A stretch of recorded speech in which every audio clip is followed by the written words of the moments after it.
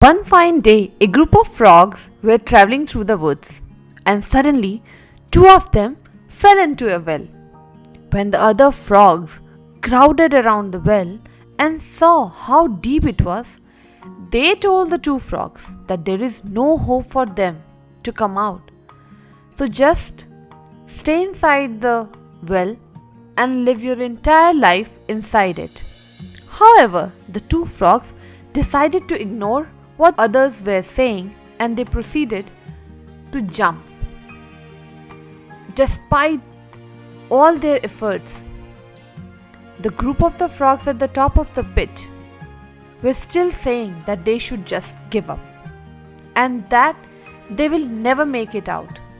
Eventually, one of the frogs took heed to what others were saying and he gave up, falling down to his death. But the other frog continued to jump as hard as he could.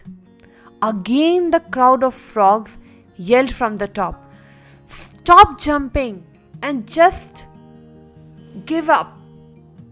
Accept it and start living inside the well."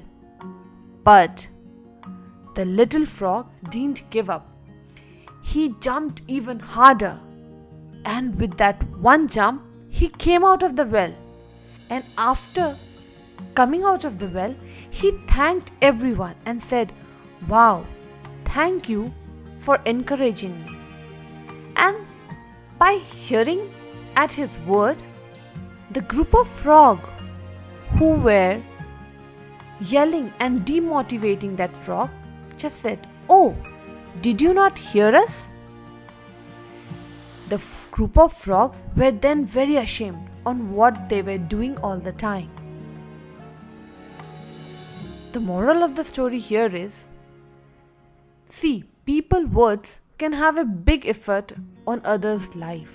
We should always think about what we say before it comes out of our mouth, because sometimes it might be a difference between a life and death.